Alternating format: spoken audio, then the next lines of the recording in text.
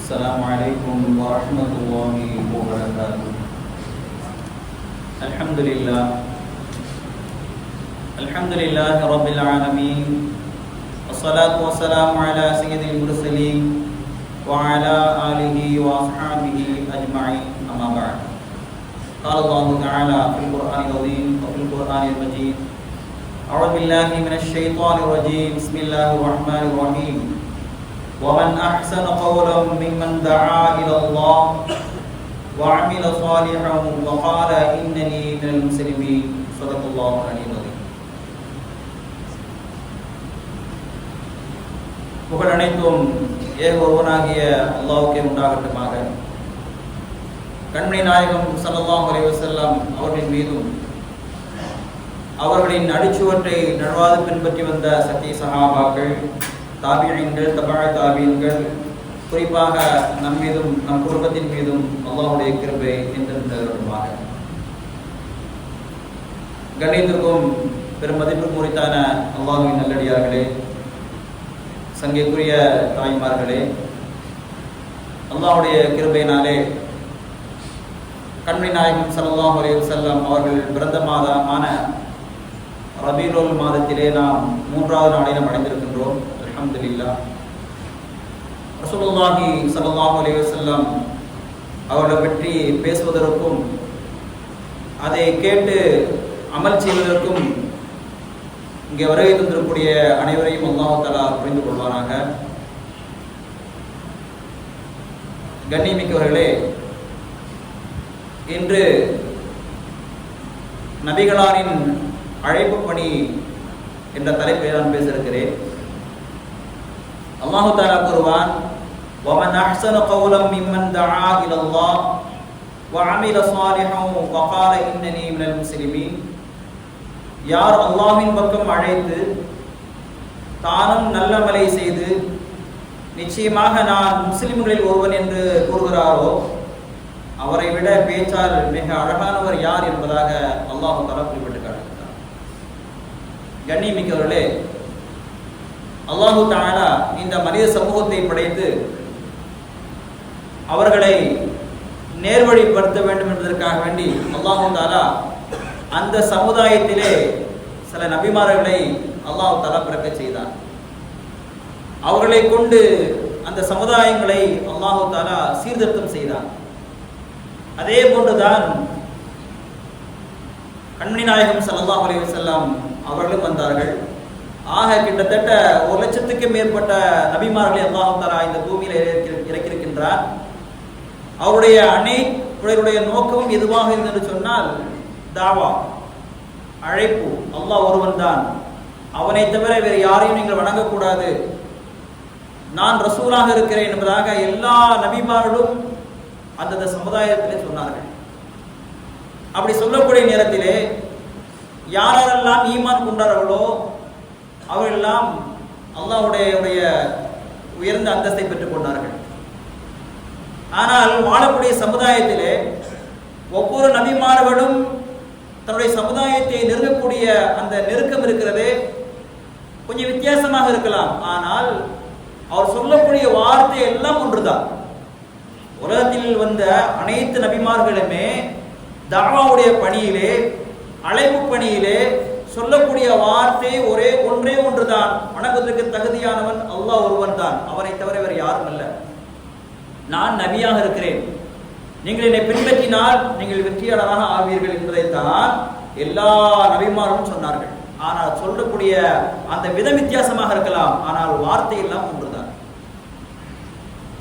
அப்ப சமுதாயத்திலே ஒவ்வொரு சமுதாயத்தை நாம் எடுத்து பார்க்கும் பொழுது மூசா அலைஹிஸ்ஸலாம் சமுதாயத்தை எடுத்துக்கொள்ளலாம், நூஹ் அலைஹிஸ்ஸலாமுடைய சமுதாயத்தை எடுத்துக்கொள்ளலாம், இப்ராஹிம் அலைஹிஸ்ஸலாமுடைய சமுதாயத்தை எடுத்துக்கொள்ளலாம், சமூது அவருடைய கூட்டத்தாரை எடுத்துக்கொள்ளலாம், ஹூத் அலைஹிஸ்ஸலாமுடைய சமுதாயத்தை எடுத்துக்கொள்ளலாம். இதே போன்ற ஒவ்வொரு சமுதாயத்தை நாம் எடுத்து பார்க்கும் பொழுது அவர்கள் அனைவருமே அந்த காலகட்டத்திலே பயங்கரமான தவறுகளை செய்து கொண்டிருந்தார்கள். எல்லா விதமான தவறுகள், அநியாயங்கள், அட்டகாசங்கள் செய்து கொண்டுதான் இருந்தார்கள். ஆனாலும் கூட நபிமார்கள் அந்த சமுதாயத்தை அணுகும் பொழுது அவருடைய தவறை குறிப்பிட்டு காட்டவில்லை. அதை அந்த தவறிலே மிக முக்கியமாக இருக்கக்கூடிய இறைமறுப்பைத்தான் அங்கே அமல்படுத்தினார்கள். அங்கே இறைமறுப்பு செய்து கொண்டிருக்கிறார்கள் அல்லவா, அந்த இறைமறுப்பை முறியடிக்க வேண்டும் ஒரு விஷயத்தில் தான் அனைத்து நபிமார்களும் போக்கஸ் பண்ணாங்க. எல்லா நபிமார்களுமே எதுல கவனம் செலுத்துறான்னு சொன்னா, முதல்ல அந்த மக்களை நிராகரிப்பை விட்டு நீக்கணும். வணங்குவதற்கு தகுதியான ஒருவன் அல்லாஹ் ஒருவன் தான் என்ற அந்த எண்ணத்தை கொண்டு வந்து விட்டால் மற்ற எல்லா தவறுமே சரியாகிடும். அவர் என்னதான் தவறு செய்தாலும் கூட அல்லாஹ் தஆலா தாவாவுடைய பணியிலே நீங்கள் மக்களிடத்திலே சென்று நீங்கள் தௌஹீதை நீங்க எத்தி வையுங்கள் என்று சொல்லும் பொழுது அனைத்து நபிமார்களுமே சென்று நீங்கள் தவறு செய்கின்றீர்கள், இப்படி செய்யாதீர்கள் என்று சொன்னால் எல்லா மக்களும் ஓடி போயிடுவாங்க. அழகான அன்பு. நாங்கள் எல்லா நபிமார்களுமே சொல்லக்கூடிய ஒரே வார்த்தை என்ன? நீங்கள் அல்லாஹ்வை வணங்குங்கள், அல்லாஹ்வை வணங்குங்கள், என்னை நபியாக ஏற்றுக்கொள்ளுங்கள், நீங்கள் அல்லாஹ்வை பயந்து கொள்ளுங்கள் என்பதை தான் சொல்லியிருந்தார்கள் எல்லா நபிமார்களுமே. அதே அடிப்படையில் தான் கண்மணி நாயகம் ஸல்லல்லாஹு அலைஹி வஸல்லம் அவர்களும் நேற்று சொன்னது போல நுபுவத்திற்கு பின்பதாக அல்லாஹ் தஆலா முதலாக அல்லாஹ் ஆயத் இறக்கினார். முதல் ஆயத் என்று சொன்னால் யக்ரா பிஸ்மி ரப்பிக்கல் லதீ ஹலக் என்று ஆரம்பிக்கக்கூடிய 5 வசனங்களை அல்லாஹ் தஆலா முதலாக இறக்கினார். அடுத்ததாக அல்லாஹ் தஆலா இறக்கும் பொழுது யா அய்யுஹல் முத்தஸிர் குன் ஃபஅன்திர் வ ரப்பக ஃபகப்பிர் அல்லாஹ் ஆயத் இறக்கினார். போரை பொறுத்துக் கொண்டிருக்கக்கூடியவரே நீங்கள் எழுந்திருங்களுக்கும் ஃபஅன்திர், நீங்கள் எழுந்திருங்கள், எழுந்து உங்கள் சமுதாயத்தை நீங்கள் அச்சமூட்டி எச்சரிக்கை செய்யுங்கள் என்பதாக அல்லாஹ் தஆலா ஆயத் இறக்கினார். இரண்டாவது ஆயத்தாக அல்லாஹ் தஆலா நீங்கள் அழைப்பு பணியை மேற்கொள்ளுங்கள் என்ற வசனத்தை அல்லாஹ் தஆலா இறக்கி வைத்தார். நபியே நீங்கள் எழுந்திருங்கள், நீங்கள் மக்களிடத்தில் செல்லுங்கள், அழைப்பு பணியில் தொடருங்கள் என்று சொல்லும் பொழுது ரசூலுல்லாஹி ஸல்லல்லாஹு அலைஹி வஸல்லம் உடனே ஓடி போய் எல்லாம் வாங்க அப்படி சொல்லல. அதுக்கு ஒரு நேரம் இருக்குது. பார்த்தாங்க எப்படி இந்த மக்கள்கிட்ட அணுகுமுறை எப்படி அணுகலாம். ஏன்னா அந்த காலகட்டம் எப்படின்னு சொன்னா, மக்கத்தில் இருக்கக்கூடிய அந்த மக்கா காஃபிர்களை எவ்வளவு மடத்தனமானவர்கள் சொன்னால் முரடர்கள், மற்ற பக்கத்தில் இருக்கிற நாடுகளை கூட அவருடைய நெருங்குவதற்கு பயப்படுவார்கள். அந்த அளவுக்கு முரட்டுத்தன்மை உடையவர்கள், கரடுமுடான மக்கள். அந்த மக்களிடத்திலே நாம் எப்படி அணுக வேண்டும் என்ற முறையை அல்லாஹ் தஆலா கற்றுக் கொடுத்தான். ரசூலுல்லாஹி ஸல்லல்லாஹு அலைஹி வஸல்லம் அவர்களும் எப்படி அவர்களை நெருங்குவதென்று நெருங்கி கொண்டிருந்தார்கள். ஏன்னு சொன்னால் அந்த காலகட்டத்திலே எல்லா விதமான அனாச்சாரங்கள் நடந்து கொண்டது. சிலை வணக்கம் இருந்தது, சிலை வணக்க வழிபாடுகள் இருந்தது, கொலை இருந்தது, கொலை கொள்ளைகள் இருந்தது, விபச்சாரம் இருந்தது, வட்டி இருந்தது, பெண் அடிமைத்தனம் இருந்தது, பெண் குழந்தைகளை உயிருடன் புதைக்கக்கூடிய பழக்கம் இருந்தது, பரம்பரையாக சண்டை போடக்கூடிய பழக்கம் இருந்தது, அடிமைத்தனம் இருந்தது. இது போன்ற எல்லா அநியாயங்களும் நடக்கும். ரசூலுல்லாஹி ஸல்லல்லாஹு அலைஹி வஸல்லம் இதெல்லாம் கண்கூடாக பார்த்து கொண்டு தான் இருக்கிறார்கள். அது மட்டுமல்ல, கிதாபுகளிலே பார்க்க முடிகிறது அந்த காலகட்டத்திலே 4 விதமான திருமணங்கள் நடக்குமாம். 4 விதமான திருமணங்கள். ஒன்று இப்போது நடைபெறுவது போன்ற திருமணங்கள். இரண்டாவது ஒரு திருமணம் நடக்கும். எப்படி என்று சொன்னால், கணவன் யாரை பிரியப்படுகிறானோ அவனோடு தன் மனைவியை உடலுறவு கொள்ள ஆசைப்படுவான். ஏனென்று சொன்னால் இவன் அறிவற்றவனாக இருப்பான். யார் அறிவாளியாக தேர்ச்சி பெற்ற மக்களாக யார் இருக்கிறார்களோ அவரோடு மனைவியை சேர சொல்லி அதன் மூலம் பிறக்கக்கூடிய குழந்தையை வைத்து இன்னும் பெருமை கொள்வார். இந்த காலகட்டத்தில் சில நடக்கத்தான் செய்கிறது. அந்த காலத்தில் அப்படி இருந்த இரண்டாவது திருமணம். மூன்றாவது திருமணம் இருந்தது. 10 நபர்கள் வந்து ஒரு பெண்ணை 10 நபர்கள் ஒரு பெண்ணை அவர்கள் என்ன செய்வார்கள் சொன்னால் உடலுறவு கொள்வார்கள். அதிலே பிறக்கக்கூடிய குழந்தை, அந்த குழந்தை வந்ததற்கு பின்பதாக அந்த 10 நபர்களிலே இவள் யாரை பிரியப்படுகிறாளோ அவரை தந்தையாக ஆக்கிக் கொள்வார். இது மூன்றாவது திருமணம். இன்னொரு திருமணம் இருந்தது. தன்னுடைய வீடுகளிலே ஒரு கொடி கம்பம் இருக்கும். அந்த வீட்டுக்கு அதிகமான ஆண்கள் வந்து போவார்கள். அதன் மூலம் பிறக்கக்கூடிய குழந்தை இருக்குது அல்லவா, அந்த குழந்தையை உடல்பூர்வ ஆய்வு செய்து அந்த குழந்தையுடைய தகப்பனார் யாருக்கு தெரிந்து அவரோடு குடும்பம் நடத்துவார்கள். இப்படிப்பட்ட கெடுகட்ட கலாச்சாரம் அந்த காலத்தில் வாழ்ந்து கொண்டுதான் இருந்தது. எப்பொழுது நபி ஸல்லல்லாஹு அலைஹி வஸல்லம் கூடிய காலகட்டத்தில் அந்த நேரத்தில் ரசூலுல்லாஹி ஸல்லல்லாஹு அலைஹி வஸல்லம் இதெல்லாம் தவறு, நீங்கள் இப்படி செய்யாதீர்கள் இப்படி செய்யாதீர்கள் சொல்லவில்லை. லா இலாஹ இல்லல்லாஹ் சொல்லுங்கள். ரசூலுல்லாஹி ஸல்லல்லாஹு அலைஹி வஸல்லம் ஏன்னு சொன்னால், ஒரு மருத்துவருக்கு தெரியும் ஒரு மருந்தை கொடுக்கணும் என்று சொன்னால் இந்த மருந்து எதை கொடுத்தால் வேலை செய்யும், எதை கொடுத்தால் அது அடியோடு அடிக்க வேண்டும் என்ற விஷயம் அந்த மருத்துவருக்கு தான் தெரியும். ரசூலுல்லாஹி ஸல்லல்லாஹு அலைஹி வஸல்லம் தெரிந்தது. இந்த மக்களிடத்திலே நாம் எதை சொன்னால் அவர் செய்வார்கள், எதை சொன்னால் இது போன்ற அனாச்சாரங்களை அழிக்க முடியும் என்பதை ரசூலுல்லாஹி ஸல்லல்லாஹு அலைஹி வஸல்லம் விளங்கி வைத்திருந்தார்கள். குல் லா இலாஹ இல்லல்லாஹ் துஃப்லிஹூன். நீங்க லா இலாஹ இல்லல்லாஹ் சொல்லுங்கள், வெற்றி பெறுவீர்கள். ஏன்னு சொன்னால் அதன் அடிப்படை. அது வந்துவிட்டால் இந்த அனாச்சாரங்கள் எல்லாம் ஒழிந்துவிடும். நீங்க எடுத்த உடனே போய் ரசூலுல்லாஹி ஸல்லல்லாஹு அலைஹி வஸல்லம் நினைச்சா பெரிய ஆளா இருக்கலாம். அந்த காலகட்டத்தில் யூதர்கள் எல்லாருமே அரபுகளுடைய ரத்தத்தை குடித்து கொண்டிருந்தார்கள். வட்டியின் மூலமாக அரபுகளுடைய ரத்தத்தை குடித்து கொண்டிருந்தார்கள். அந்த காலகட்டத்தில் ரசூலுல்லாஹி ஸல்லல்லாஹு அலைஹி வஸல்லம் நினைத்திருந்தால் மலை குன்றின் மேல் ஏறிக்கொண்டு, அரபுகளே இங்க வாங்க, யூதர்கள் எல்லாம் உங்களுடைய வட்டியில படத்தை வாங்கி கொண்டு உங்களுடைய ரத்தத்தை சாப்பிட்டு கொண்டிருக்கார்கள், நாம் இப்போதே உஷாராக ஆக வேண்டும் என்று சொல்லி அதற்கு நான் தலைமை தாங்குகிறேன் என்று சொன்னால் அனைவருமே முன் வருவார்கள். என்று சொன்னால் சாதிக்குல் அமீன், நீங்கள் சொன்னா உண்மையாகத்தான் இருக்கும். ரசூலுல்லாஹி ஸல்லல்லாஹு அலைஹி வஸல்லம் செய்யவில்லை. அப்படி இருந்தால் பெரிய தலைவராக இருப்பார்கள், எல்லாருக்கும் மத்தியில் எல்லாருக்கும் பிடித்தவராக இருப்பார்கள். அதெல்லாம் நோக்கம்.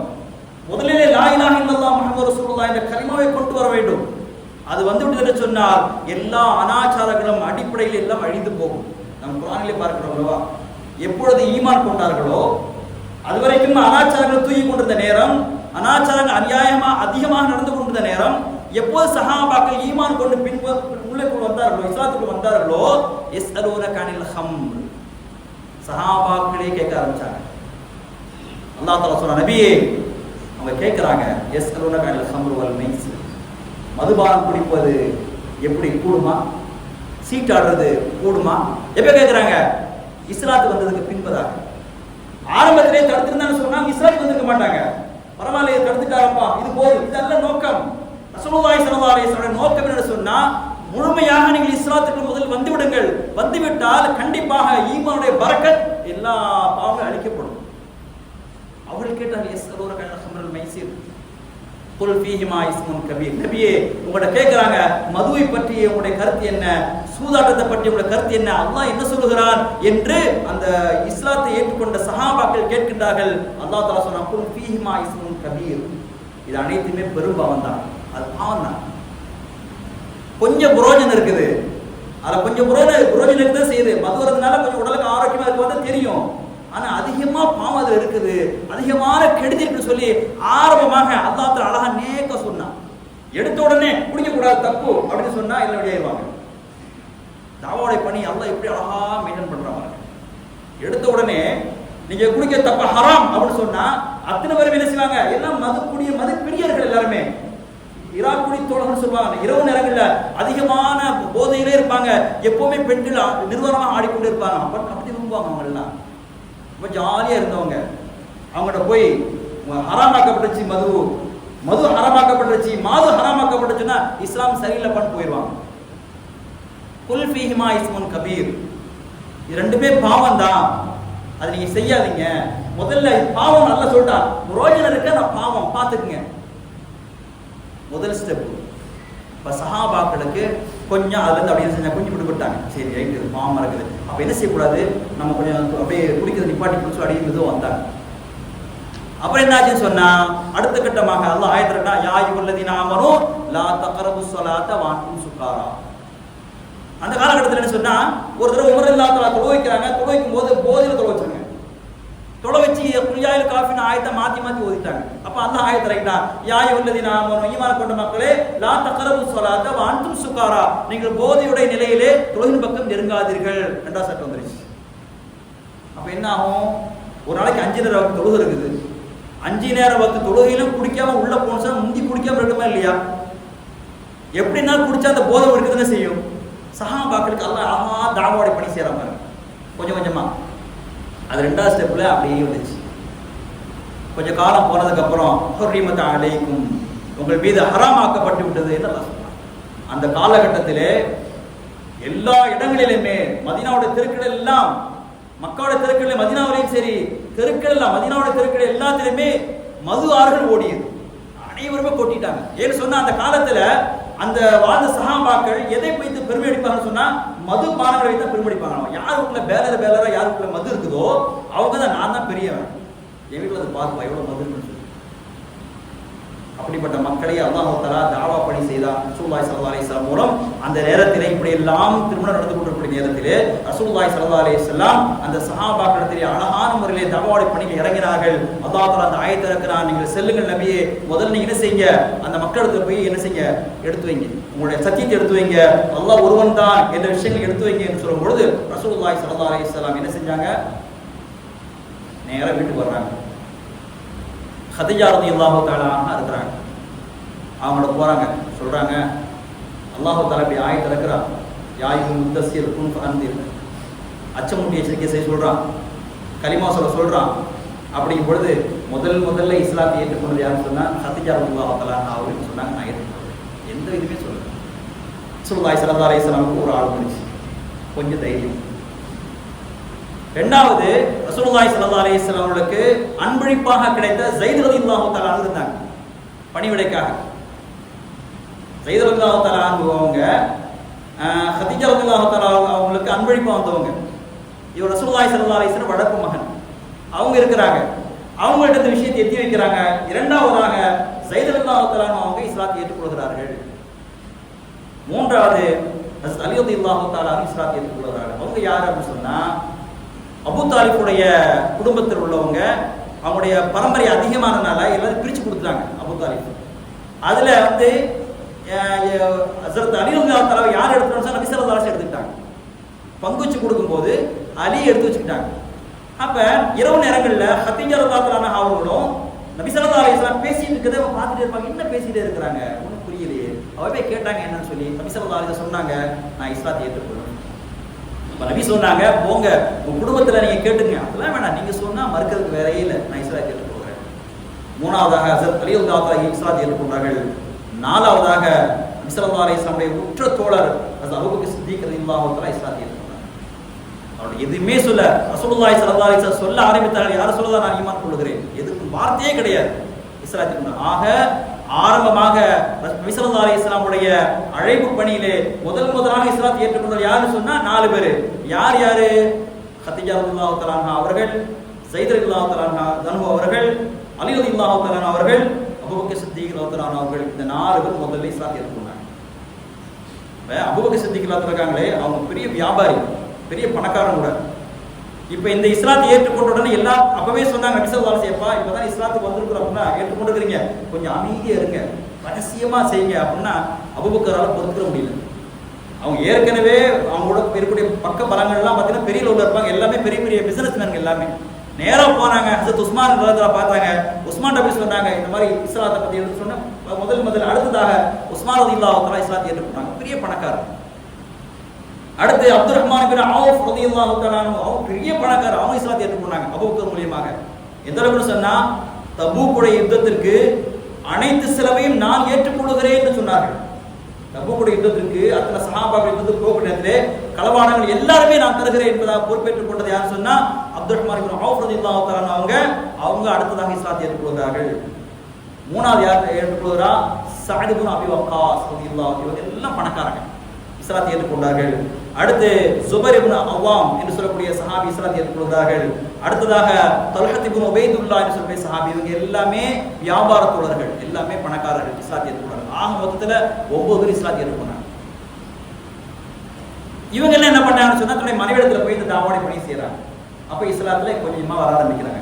இதுல அரக்கம் இப்னு அபி அரக்கம் என்று சொல்லக்கூடிய சஹாபி அவங்க பார்த்தாங்க, யார சொல்லலாம், நம்ம எல்லாம் இஸ்லாத்தை பத்தி பேசுறோம், ஆனா இது பேசுறதுக்கு நமக்கு ஒரு இடம் வேணுமா இல்லையா, அதனால என் வீட்டை நான் தந்துடுறேன், என் வீட்டுல வச்சு நீங்க என்ன செய்ய, இனிமேல் தாவாடை பணி பண்ணுங்கன்னு சொன்னாங்க. ரசூலுல்லாஹிக்கு ரொம்ப சந்தோஷமா போச்சு. நபி ஸல்லல்லாஹு அலைஹி வஸல்லம் அந்த சஹாபாக்கள் எல்லாம் அழைத்து தாவா பணி செஞ்சாங்க. எல்லாம் இந்த காலங்கள் கூட ஓட ஓட கிட்டத்தட்ட 130 பேர்கள் தாவாடை பணியில் இணைந்தார்கள். அனைவருமே இஸ்லாத்தை ஏற்றுக்கொண்டார்கள். அல்லாஹ் தஆலா சொல்லி காட்டுவான், அஸ்ஸாபிகூனல் அவ்வலூன மில் முஹாஜிரீன், முஹாஜிரீன்லே முந்தியவர்கள் அல்லாஹ் சொல்லுவான். நன்மையில் முந்தக்கூடியவர்களே முந்தியவர்கள் இவர்கள் தான், இந்த 130 பேர் தான். இவருடைய அந்தஸ்துக்கு யாருமே வர முடியாது என்று அல்லாஹ் சொன்னார். என்று சொன்னால் ஆரம்பமாக 130 பேர்கள் இஸ்லாத்தை ஏற்றுக்கொண்டார்கள். அதுக்கு அடுத்ததாக ஜிப்ரீல் அலைஹிஸ்ஸலாம் வருவார்கள், வந்து ஒவ்வொரு தொழுகை முறைகள் எல்லாம் கற்றுக் கொடுப்பார்கள். இந்த 5 நேரம் அல்ல, தொழுகை எப்படி தொழுது கொள்வது என்ற முறையெல்லாம் கற்றுக் கொடுத்து வந்தார்கள். அதுக்கு இந்த விஷயம் எல்லாமே எந்த அளவுக்கு ரகசியமாக இருந்து சொன்னால், கிட்டத்தட்ட 130 பேருமே ரகசியமா வச்சிருந்தாங்க. அபூ தாலிப் கூட தெரியாது. அபூ தாலிப் கூட தெரியாது. ஒரு தடவை ரசூலுல்லாஹி ஸல்லல்லாஹு அலைஹி வஸல்லம் அவங்களும் அலி ரலியல்லாஹு தஆலா அவர்களும் ஒரு கனவாயில தொழுதுட்டு இருக்காங்க. தொழுதுட்டு எந்திரிச்சு வரும்போது இதை அபூ தாலிப் பார்த்துக்கிறாரு. அதுக்கு ஏப்பா என்னப்பா பண்ணிட்டு இருக்கீங்க, 2 பேரும் தொழுது எதுவும் செஞ்சுட்டு இருக்கிறீங்களா? அப்பதான் இஸ்லாத்தை பத்தி எடுத்து வைக்கிறாங்க. யாரு? ரசூலுல்லாஹி ஸல்லல்லாஹு அலைஹி வஸல்லம் சொன்னாங்க, சரி சரி நீங்க செய்யுங்க, உங்களுக்கு நான் பக்கபலமா இருக்கிறேன், அவ்வளவுதான் அப்படின்றாங்க. நீங்க செய்யுங்க, அது நான் பக்கபலமா இருக்கிறேன்னு சொல்லி சொன்னாங்க. காலங்கள் போகுது, சஹாபாக்களுக்கு அல்லாஹ் தஆலா ஊக்குவிப்பதற்காக வேண்டி அல்லாஹ் தஆலா ஆயத்தை இறக்குகிறான். எப்படின்னு சொன்னா, முன்னால் வாழ்ந்த நபிமார்களை பற்றி அல்லாஹ் தஆலா ஆயத்தை இறக்கி அவருடைய சமுதாயத்தை எப்படி இல்லாம அழைப்பு கொடுத்தாங்க என்ற அந்த ஊக்குவித்தை அல்லாஹ் தஆலா ஆயத்தாக இறக்கி கொண்டிருந்தான். அடுத்ததாக அல்லாஹ் தஆலா குர்ஆனை இறங்கியது, சொர்க்கத்தை பற்றி அல்லாஹ் தஆலா அழகாக எடுத்து வைத்தான். நீங்கள் இப்படி எல்லாம் செய்து அல்லாஹ்வுடைய பொருத்தத்தை அடைந்து கொண்டால் உங்களுக்கு சொர்க்கம் இருக்கிறது போன்ற எண்ணங்கள் எல்லாம் சஹாபாக்களுடைய உள்ளத்தில் எடுத்து வைத்தான். அப்படி யாரா மாறு செய்து இஸ்லாத்தின் பக்கம் யார் வரவில்லையோ அவர்களெல்லாம் தண்டனை அனுப்பிப்பார்கள் என்பதை அல்லாஹ் தஆலா ஃபிர்அவுன், நம்ரூத் போன்ற முன்னால் வாழ்ந்த அந்த கொடுகோலை பற்றியும் அல்லாஹ் தஆலா குர்ஆனின் அந்த வசனங்கள் அல்லாஹ் தஆலா அடுக்கி வைத்து வருகிறார். இப்போ சஹாபாக்களுக்கு ஒரு ஊட்டச்சத்து கிடைச்ச மாதிரி இருந்துச்சு. நம்ம வேலையை செஞ்சோம், நம்ம அமல் செஞ்சோம் சொன்னா கண்டிப்பா நாளைக்கு சொர்க்கம் கிடைக்குதா இல்லையா? அப்போ கொஞ்சம் தைரியமா வேகமாக அமல் செய்ய ஆரம்பித்தார்கள். இப்படி போயிட்டே இருக்கும்போது தான் அல்லாஹ் தஆலா ஒரு குண்டை போட்டான், வான்தீர் அஷீரத்தக்கல் அக்ரபீன், நபியே உங்களுடைய குடும்பத்தார்களை நீங்கள் ஏவுங்கள், உங்களுடைய குடும்பத்தார் பக்கம் நீங்கள் தாவாபடி பண்ணுங்கள் எல்லாம் இறக்கின ஆயத்து. ரசூலுல்லாஹி ஸல்லல்லாஹு அலைஹி வஸல்லம் பார்த்தாங்க, இது அவ்வளோதான், சரி முடிஞ்சிருச்சு, இனி குடும்பத்தில் போய் என்ன செய்யணும் சொல்லணும். ரசூலுல்லாஹி ஸல்லல்லாஹு அலைஹி வஸல்லம் அந்த குடும்பத்தாரை அனைவரையும் கூப்பிட்டாங்க. முதல்ல ஒரு அழைப்பு கொடுத்து ஒரு விருந்து வச்சாங்க சொல்லி இருக்குது. ஒரு விருந்து வச்சாங்க. எல்லாரும் சாப்பிட்டு முடிச்சதுக்கு பின்னால ரசூலுல்லாஹி ஸல்லல்லாஹு அலைஹி வஸல்லம் அவர்கள் எதிர்ச்சிட்டு சொல்றதுக்கு ஆரம்பிக்கிறாங்க. இன்னல் ஹம்தலில்லாஹ் அப்படின்னாங்க. உடனே அபூலஹப் எந்திரிச்சாரு, கொஞ்சம் அமைதியா இருங்க, என்ன சொல்ல வாரீங்க, எல்லாம் நம்ம சொந்த பக்கம் தான் இருக்கிறாங்க, அதனால பார்த்து பேசுங்க. ரசூலுல்லாஹி ஸல்லல்லாஹு அலைஹி வஸல்லம் அமைதியாயிட்டாங்க. மறுபடியும் இன்னல் ஹம்தலில்லாஹ்னு ஆரம்பிக்கிறாங்க. நீங்க என்ன பேசுறாலும் சரி அங்க கேட்கிற மாதிரி இல்லை. எவ்வளவு தைரியமா பேசுறா பாருங்க. இந்த உங்களை அழைப்பதற்கு நாம் ஒருவன் போதும். ஏன்னு சொன்னா நீங்க கொடுக்கக்கூடிய தாமாவுடைய பணி அது. நீங்க அழைப்பு கொடுக்கிறது சாதாரண விஷயம் அல்ல. நாங்கள் வணங்கி கொண்டத மூதாதையருடைய தெய்வத்தை எல்லாம் நீங்கள் மறுக்கிறீர்கள். அதன் காரணமாக நான் என்ன செய்ய மாட்டோம், நீங்கள் பேசுவதை இப்ப கவனமாக பேசுங்கள் என்று சொல்லும் பொழுது ரசூலுல்லாஹி ஸல்லல்லாஹு அலைஹி வஸல்லம் பசக்கத்தை அமைதியா இருந்தாங்க. பேசாம போயிடுறாங்க. சரி, இதுக்கு மேல அவனுக்கு பேச முடியாது, அந்த கூட்டம் கலைஞ்சிடும். இதே போல 2வது முறையாக ரசூலுல்லாஹி ஸல்லல்லாஹு அலைஹி வஸல்லம் தாவா பணி எப்படி செய்யணும் அப்படிங்கிறத அழகா கத்துறாங்க பாருங்க. நம்முடைய வாழ்க்கையில் நம்ம யாரையா தாவா செஞ்சிருக்கிறோமா? யோசிச்சு பாருங்க. நம்மளை சந்திக்கக்கூடிய எத்தனையோ மக்கள் இருக்காங்களே, மாற்றுமா சகோதரர், யாருக்கான அழைப்பு கொடுத்துருக்கிறோமா? இல்லையே. நம்முடைய நோக்கமே என்ன நோக்கம்? நம்முடைய வாழ்க்கையில நபிமார்கள் வந்த எல்லா நபிமாருடைய நோக்கமே தாவாவுடைய பணி தான். ஆனா நம்ம செய்யறது இல்லை. நாம தொழுதுட்டோம், 2 ரக்காத் சுன்னத் தொழுதுட்டோம், 2 ரக்காத் எக்ஸ்ட்ரா தொழுதுட்டோம், குர்ஆனை ஓதிட்டோம், திக்ர் செஞ்சோம்னா நம்ம பெரிய ஆளா நினைச்சுக்கிறோம். அப்படி இல்லை. நம்மளால முடிந்த அளவுக்கு யாரையாவது தாவாவுடைய பணியில் இணைத்து யாரையாவது ஒரு முஸ்லீம் ஆக்கிவிட்டோம் என்று சொன்னால் அது பெரிய ஜிஹாது, பெரிய அந்தஸ்துக்குரிய விஷயம். நாளைக்கு மறுமையில் அவர் நமக்கு சாட்சியாக இருப்பார்கள். ரசூலுல்லாஹி ஸல்லல்லாஹு அலைஹி வஸல்லம் 2வது முறையாக இதே போன்ற கூட்டத்தை கூப்பிடுறார்கள். எல்லாரும் உட்கார்ந்துருக்கிறாங்க. நபி ஸல்லல்லாஹு அலைஹி வஸல்லம் வந்த உடனே எதுவும் பேசல. வந்த உடனே எந்திரிச்சாங்க. இன்னல் ஹம்தலில்லாஹ் நஹ்மதுஹு வ நஸ்தஈனுஹு வ நஸ்தக்பிருஹு வ நஊது பில்லாஹி மின் ஷுரூரி அன்ஃபுஸினா வ மின் ஸய்யிஆத்தி அஅமாலினா மன் யஹ்தில்லாஹு ஃபலா முضில்ல லஹு வ மன் யுضلل ஃபலா ஹாதிய லஹு. அப்படி கடற்கரை முடிச்சாங்க. இந்த வார்த்தையை கேட்ட உடனே அப்படி எல்லாம் மெய் சிரித்து பார்க்கறாங்க. இன்னி ரசூலுல்லாஹி இலைக்கும், உங்களுடைய ரசூல் நானாக இருக்கிறேன். நீங்கள் தூங்குவது போன்று ஒரு நாள் மரணிப்பீர்கள் சொன்னாங்க. அந்த பதட்டம் ரசூலுல்லாஹி ஸல்லல்லாஹு அலைஹி வஸல்லம். ஏன்னா முதல்ல ஆரம்பத்திலே அபூலஹப் அப்படி வாயை பொத்த வச்சுட்டாங்க. இப்போ எல்லாம் உட்காந்துருக்காங்க. பெரும்பெரு தலைவர் குறைஷி மக்கள் எல்லாம் உட்காந்துருக்காங்க. குறைஷி எல்லாம் உட்காந்துருக்காங்க. அந்த நேரத்தில் ரசூலுல்லாஹி எந்திரிச்சு உடனே இந்த ஆரம்பிச்சிட்டாங்க. தைரியம் வந்துருச்சு. சொன்னாங்க, இன்னி ரசூலுல்லாஹி இலைக்கும், உங்களுடைய ரசூல் நானாக இருக்கிறேன். நீங்கள் எப்படி தூங்குகிறீர்களோ இதே போன்று உங்களுக்கு ஒரு நாள் மரணம் வரும். அதே போன்று காலையில் நீங்கள் எப்படி எழுந்திருக்கிறீர்களோ அதே போன்று நீங்கள் ஒரு நாள் மஹ்ஷரில் எழுப்பப்படுவீர்கள். உங்களுக்கு கியாமத் இருக்கிறது என்பதை ரசூலுல்லாஹி ரசூலுல்லாஹி ஸல்லல்லாஹு அலைஹி வஸல்லம் அழகாக கூப்பிட்டு வைத்தார்கள். அப்படி சொன்ன உடனே குறைஷி தலைவர்கள் அப்படி பார்க்குறாங்க. அந்த நேரத்தில் அபூ தாலிப் எதிர்த்தாங்க, சொன்னாங்க, நீங்க ஒன்றும் கவலைப்படாதீங்க, உங்களுக்கு பக்கபலமா நான் இருக்குன்னு சொன்னாங்க. நீ கவலைப்படாதீங்க, உங்களுக்கு பக்கபலமா நான் இருக்கிறேன். ஏன்னு சொன்னா அவங்க வாசித்த அந்த வசனங்கள் அபூ தாலிபுடைய உள்ளத்தை உருக்கியது. சொன்ன உடனே அபூ லஹப் பார்த்தாரு, அவர் உட்கார்ந்து தான் இருக்கிறாரு. ஏன்னா அபூ தாலிப் உள்ள நுழைஞ்ச உடனே இவங்க ஒன்றும் பேச முடியல. சொன்னாங்க, இது இவ்வளவு கேவலமான பேச்சாக இருக்கிறது. யாரும் ரசூலுல்லாஹி ஸல்லல்லாஹு அலைஹி வஸல்லம் வாசகத்தை படிச்சதுக்கு பின்னால இது ஒரு கேவலமான செயலா இருக்கிறது. அப்படிங்கும் பொழுது அபூ தாலிப் சொன்னாங்க, இவருடைய விஷயத்தில் நான் இருக்கும் வரைக்கும் யாரும் தலையிடக்கூடாது. இவரை தொடுவதாக இருந்தால் என்னை தாண்டி தான் நீங்கள் தொட வேண்டும் என்பதாக சொல்லும் பொழுது எல்லாரும் அமைதியாயிட்டாங்க. ஏன்னு சொன்னா மக்காவுடைய தலைவருக்கு முக்கியமான அபூ தாலிப், யாரும் ஒன்றும் பேச முடியல. இதெல்லாம் முடிஞ்சதுக்கு பின்னால 3வது நாள் ரசூலுல்லாஹி ஸல்லல்லாஹு அலைஹி வஸல்லம் அவர்கள் சஃபா அந்த மலைக்குன்றில் ஏறி அப்பதான் அழைக்கிறாங்க. எல்லாரையும் கூப்பிடுறாங்க, அவருடைய குடும்பத்தார் எல்லாரையும் கூப்பிடுறாங்க. கூப்பிட்டதுக்கு பின்னால எல்லாரும் சொல்றாங்க, இந்த மலைக்கு பின்னால ஒரு குதிரைப்படை உங்களை தாக்க வருதுன்னு சொன்னா நீங்க நம்புவீங்களான்னு கேட்டாங்க. கண்டிப்பா நம்புவோம். ஏன்னு சொன்னா நீங்க சாதிக்கலாமே, நீங்க உண்மைதான் பேசுவீங்க, நீங்க நம்பிக்கைக்குரியவர், நீங்கள் எதை சொன்னாலும் நாங்கள் நம்புவோம், நீங்கள் போய் பேச மாட்டீர்கள் என்று தெரியும் என்று சொல்லும் பொழுதுதான் ரசூலுல்லாஹி ஸல்லல்லாஹு அலைஹி வஸல்லம் சொன்னார்கள், நான் அல்லாஹ்வுடைய தூதராக இருக்கிறேன், வணங்குவதற்கு தகுதியான அல்லாஹ் ஒருவன் தான், நான் அல்லாஹ்வுடைய தூதராக இருக்கிறேன், நீங்கள் கலிமாவை ஏற்றுக்கொள்ளுங்கள் என்று சொல்லும் பொழுது அந்த கூட்டம் கரையுது. அப்பந்தான் அபூ லஹப் சொன்னா, அது வரைக்கும் ஃபைட் பண்ணிட்டு வந்தவன் கோபம் வந்துருச்சு. கிதாபுகளில் பார்க்குறோம், சில இடங்கள்ல எழுதப்பட்டிருக்குது, ஒட்டகத்துடைய சாணியை எடுத்து ரசூலுல்லாஹி ஸல்லல்லாஹு அலைஹி வஸல்லம் மாதிரி எழுதினான். சொன்னா அலிஹாதா தானத்துனா, இதுக்கு தான் அழைச்சாயங்கள, நீ நாசமா போக. ரசூலுல்லாஹி ஸல்லல்லாஹு அலைஹி வஸல்லம் பார்த்து சொன்ன உடனே அல்லாஹ்வால் பொறுத்துக் கொள்ள முடியும். எப்படி பொறுத்துக் கொள்ள முடியும்? இது அல்லாஹ்வுடைய பணி, அல்லாஹ்வுடைய வேலை. ரசூலுல்லாஹி ஸல்லல்லாஹு அலைஹி வஸல்லம் சொல்லக்கூடிய எல்லா நேரத்திலுமே அல்லாஹ் பொறுமையாக இருந்தான். எப்பொழுது ரசூலை எப்போது சீண்டி உடைய கை நாசமாகட்டும், நீங்க நாசமாக போக என்று சொல்லுடைய அல்லாஹ் தஆலா சூராவே இறக்கிட்டா, தப்பதிதா அபீல் ஹபீப் முத்தம் ரசூல் அல்லாஹ் இருக்க, நீ நாசமா போ, குடும்ப நாசமா போடும், பிள்ளைங்க நாசமா போடும். இதோட பக்கம் போயிட்டே இருக்குது. பத்ர் யுத்தத்துல முடிஞ்சதுக்கு பின்னால அபூ லஹப் அந்த காபத்துல்லாவுடைய அந்த வாசல்ல கூட ஆரம்பிச்சு உட்காந்துருக்காரு. உட்காந்துட்டு அப்போ அபூ சுஃபியான் சொல்றாரு, பத்ர் யுத்தத்தில் நம்ம தோல்வி விட்டுறோம், இந்த மாதிரி நடந்த விஷயத்தெல்லாம் சொல்லிட்டு அவர் சொல்றாரு, அபூ சுஃபியான் என்னன்னு தெரியல, நாங்க நம்ம இவ்வளவு பேர் இருந்தோம், ஆனா எதிர்படையில பார்த்தீங்கன்னு சொன்னா முகமதுடைய படையில கம்மியான ஆட்கள் தான் இருந்தாங்க, ஆனா யாருன்னே தெரியல, எல்லாம் தலப்பான கட்டிட்டு வந்து இறங்கினாங்க, நம்ம வாழ வாங்குறதுல அவங்க வாழ வாங்குறாங்க, எல்லாம் கலந்து துடுதுதான் விடுது, ஒண்ணுமே புரியல அப்படின்னு சொல்லி பேசியிருக்கும் போது இவர் ரொம்ப ஆச்சரியமா பார்த்துட்டு இருக்கிறாரு. அந்த நேரத்துல அபூ ரபியான்னு சொல்லக்கூடிய அடிமை அங்க இருக்கிறார். எங்க அபூ லஹப் கூட அடிச்சு உட்கார்ந்துக்கிறார் இல்லையா, அது பக்கத்துல அபூ ரபியா அங்க இருக்கிறார். அவர் ஏற்கனவே இஸ்லாத்தை ஏற்றுக்கொண்டாரு, அவர் ரகசியமா வச்சிருக்கிறார். அந்த ஆர்வத்தில் சொன்னா அவங்களுக்கு தெரியாது, அவங்களுக்கு அவன் மலக்குன்னு சொல்லிட்டாங்க. உங்களுக்கு தெரியாதா, அவன் மலக்குமார்கள்.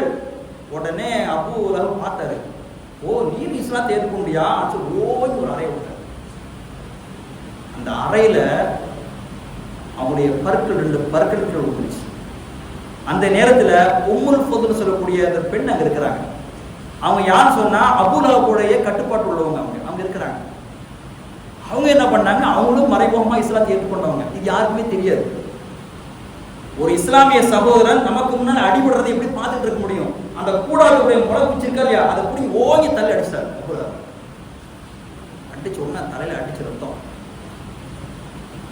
அந்த ரத்தத்தினால, அந்த காயத்தினாலே அது சரியான மருந்து கிடைக்காதனால அந்த தலையில சீல் வைத்து கடைசியில அவனோட குடும்பத்தாரெல்லாம் வெறுத்து அவரை ஒதுக்கி தூரமாக கொண்டுதான் அவன் மூத்தா போனான். அந்த மாதிரி காலகட்டம் ஏற்படுச்சு. ரசூலுல்லாஹி ஸல்லல்லாஹு அலைஹி வஸல்லம் அந்த காலகட்டத்தை அப்படி தாவோட பணி பண்ணாங்க. அப்போ ஹஜ்ஜுடைய நேரம் வருது. ஹஜ்ஜுடைய நேரம் வந்த உடனே சஹாபாக்கள் எல்லாம் ஹஜ்ஜுக்கு வரப்போ இப்போ என்னாச்சுன்னு சொன்னா, அப்போ அபூ லஹப் ஒரு திட்டம் போடுறாங்க. எப்பா ஏற்கனவே இவர் தாவா பண்ணி அழைப்பு கொடுத்து எல்லாத்தையும் இஸ்லாத்தை இருக்காரு, இப்போ ஹஜ்ஜி வரப்போகுது, எல்லா நாட்டிலும் மக்கள் வருவாங்க, வந்தான்னு சொல்லி இந்த முகமது சும்மா இருக்க மாட்டாரப்பா, போய் எல்லாத்தையும் அழைப்பு கொடுத்தா என்னப்பா பண்றது, இதுக்கு தான் உடனே ஒரு முடிவு செஞ்சாகணுமே சொல்லி, இதுக்கு யாரு நம்ம ஒரு ஆளை ஒரு கடினம் எடுக்கணுமே, என்ன செய்யலாம் அப்படிங்கும் போதுதான் வலைது பின் முகைரான்னு சொல்லக்கூடிய அவர் யார் சொன்னா எல்லா விஷயத்திலையும் ரொம்ப தேர்ச்சி பெற்றாள், கவிஞானத்தில் ரொம்ப தேர்ச்சி பெற்றாள், இவதாப்பா சரியான ஆள் சொல்லி அவர் ஒரு ஐடியா கேட்கறாங்க. எப்பா இந்த மாதிரி ஹஜ்ஜிக்கு வரப்போறாங்க, இன்னும் கொஞ்ச நாள் ஹஜ்ஜி வரப்போகுது. இந்த முகமது சும்மா இருக்க மாட்டாரு, போய் எல்லாத்திலும் இஸ்லாத்துக்கு சொல்லுவார். அதனால இது நிப்பாட்டுறதுக்கு என்ன செய்யலாம்? இல்லைன்னு சொன்னா நம்ம எல்லாம் கோர்ஸா ஒன்று சொல்லுவோம், அது என்ன சொல்லலாம் சொல்லுன்ற ஐடியா கேட்குறாரு. அப்ப அவர் சொன்னாரு, என்னையாப்பா கேட்டிருக்கீங்க, நீங்களே சொல்லுங்கப்பா, நீங்க சொல்லுங்க, நான் சரியா இல்லைன்னு சொல்றேன். அப்ப கேட்கும்போது அப்போ சில பேர் சொன்னாங்க, அவர் ஜோசியக்காரன் சொல்லிடலாமா? ஜோசியக்காரா? அல்லாஹி கண்டிப்பாக அல்லாஹ்வே சத்தியமா அவர் ஜோசியக்காரன் சொல்ல முடியாது, ஏற்றுக்க முடியாது. ஏன்னு சொன்னா அவர் ஜோசியம் மாதிரி பேச மாட்டார். அவர் பேசக்கூடிய அந்த வசனங்கள் எல்லாமே ரத்தனம் போல இருக்கிறது சொன்னாங்க. சரிப்பா, வேற என்ன சொல்லலாம்? பைத்தியக்காரன் சொல்லுமா? அது ஏற்றுக்கொள்ள முடியாது. பைத்தியக்காரன் சொல்ல ஒரு ஸ்டைல் இருக்கு, ஆனா அவர் கிடையாது. வேற என்ன செய்யலாம்? கவிஞர் சொல்லுமா? கிடையாது, கவிஞரும் சொல்ல முடியாது. ஏன்னு சொன்னா அந்த வசனங்கள் எல்லாம் ரத்தன சுடைகள் போல் இருக்கிறது, தேர்கள் போல் இருக்கிறது, தேனை போல் இருக்கிறது, அவருடைய அர்த்தங்கள் எல்லாம். அதனால கவிஞர் சொல்ல முடியாது. வேற என்னப்பா சொல்லலாம்? சூனியக்காரன் சொல்லலாமா? சூனியக்காரன் சொல்ல முடியாது. அவங்க சொன்னாங்க, எதையாவது யோசிச்சு சொல்லப்பா. அப்ப வலித் பின் முகைரா கொஞ்சம் யோசிச்சாரு, சொன்னாரு, பரவாயில்ல சூனியக்காரனே சொல்லுவோம். ஹஜ்ஜுடைய காலம் வந்துச்சு, எல்லாம் வந்ததுக்கு பின்னால ரசூலுல்லாஹி ஸல்லல்லாஹு அலைஹி வஸல்லம் எல்லாரும் ஒன்னா சேர்ந்து சொல்ல ஆரம்பிச்சிட்டாங்க. யார் யாரெல்லாம் ஹஜ்ஜிலிருந்து வர்றாங்களோ அவங்க எல்லாத்துலையும் போய் அவர் சூனியக்காரர் சூனியக்காரர் சூனியக்காரர் சூனியக்காரர் சொன்னோன்னே அந்த ஹஜ்ஜில் வந்து எல்லா வந்து ஹாஜிகளுக்கும் தெரிஞ்சு போச்சு முகமது யார் அப்படின்னு சொல்லி எல்லா பக்கமும் பரவிடுச்சு. அது வரைக்கும் அமைதியே இருந்த தாவாவுடைய பணி இவங்க செஞ்ச சூழ்ச்சினால அல்லாஹ் மாற்றத்தை ஏற்படுத்தினா இவங்களே விளம்பரப்படுத்தி விட்டாங்க. எல்லா ஊர்களில் இருந்தும் ரசூலுல்லாஹி ஸல்லல்லாஹு அலைஹி வஸல்லம் அவரை தேட ஆரம்பித்தார். இதுதான் தாவாவுடைய பணி. கண்ணியமிக்கவர்களே, வாழ்க்கையில் இது போன்ற நிறைய விஷயங்களுக்கு நான் பேசிக்கொண்டே போகலாம். நேரத்தை கருதி நான் சொல்லிக் கொள்கிறேன். ஏனென்று சொன்னால் ரசூலுல்லாஹி ஸல்லல்லாஹு அலைஹி வஸல்லம் அவருடைய தாவாவுடைய பணி இருக்கிறதே சாதாரண விஷயம் அல்ல. நம்முடைய வாழ்க்கையை நாம் செய்ய வேண்டும். நம்மளை கொண்டு ஒருவர் இஸ்லாத்துக்கு வந்து விட்டார் சொன்னா அது பெரிய பாக்கியம். ரசூலுல்லாஹி ஸல்லல்லாஹு அலைஹி வஸல்லம் ஹஸ்ரத் அலி ரலியல்லாஹு தஆலா அன்ஹுவை பார்த்து சொன்னார்கள், உங்களை கொண்டு ஒருவர் நேர்வழி அடைந்து விட்டால் உங்களுடைய வெற்றிக்கு அதுதான் காரணம். நீங்கள் சென்ன ஒட்டகத்தை நீங்கள் விரும்புகிறீர்கள் அல்லவா, அதை விட சிறந்தது உங்களை கொண்டு ஒருவர் நேர்வழி பெறுவது என்று ரசூலுல்லாஹி ஸல்லல்லாஹு அலைஹி வஸல்லம் சொன்னார்கள். ஆக நம்முடைய வாழ்க்கையிலே நம்மளால் முடிந்த அளவுக்கு நபிமார்கள் செய்த அந்த தாவாவுடைய பணி நாம் செய்ய வேண்டும். யார் யாரெல்லாம் பார்க்கின்றோமோ முடிந்த அளவுக்கு அவரிடத்தில் நாம் இஸ்லாத்தை பற்றி எச்சரிக்க முடியுது நம்ம கடமை. ஏன்னு சொன்னால் நாளைக்கு மறுமையிலே நாம் விசாரிக்க இருக்கிறோம். நம்மளை கொண்டு ஒரு இஸ்லாத்துக்கு வந்துட்டு சொன்னால் அது பெரிய பாக்கியம் அல்லவா. ஆகையின் காரணமாக நம்முடைய வாழ்க்கையில் நாம் எந்த அமல்கள் செஞ்சு அல்லாஹ்வை அடைந்து கொள்கிறோமோ அதே போன்ற தாவாவுடைய பணி செய்யக்கூடிய தௌஃபீக் அல்லாஹ் தஆலா நம் அனைவருக்கும் தருவானாக. வாஹிரு தஅவானா அல்ஹம்துலில்லாஹி ரப்பில் ஆலமீன். அஸ்ஸலாமு அலைக்கும் வரஹ்மத்துல்லாஹி வபரகாத்துஹு. ஸல்லல்லாஹு அலா முஹம்மத் ஸல்லல்லாஹு அலைஹி வஸல்லம். ஸல்லல்லாஹு அலா முஹம்மத் ஸல்லல்லாஹு அலைஹி وسلم. يا نبي سلام عليكم، يا رسول سلام عليكم، يا حبيب سلام عليكم، صلوات الله عليكم. أشرق البدر علينا فاختفى منه البدور مثل حسنك ما رأينا قط يا وجه سرور. أنت شمس أنت بدر أنت نور فوق نور أنت إكسير وغالب أنت مصباح صدور.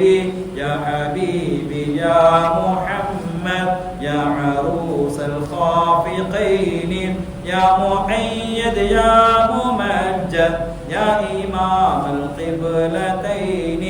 من رأى وجهك يسعد يا كريم الوالدين.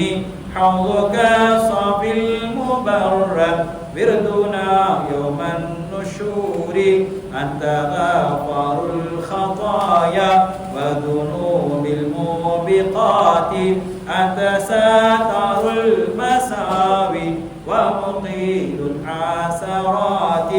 يا ولي الحسنات يا رفيع درجات. كفروا عني ذنوبي واعفوا لي عن سيئاتي. عالم سر وأخفى مستجيب الدعوات. ربي ارحمنا جميعا بجميع الصالحات. لا إله إلا الله لا إله إلا الله لا إله إلا الله محمد رسول الله صلى الله على محمد صلى الله عليه وسلم صلى الله على محمد صلى الله عليه وسلم صلى الله على محمد يا ربي صل وسلم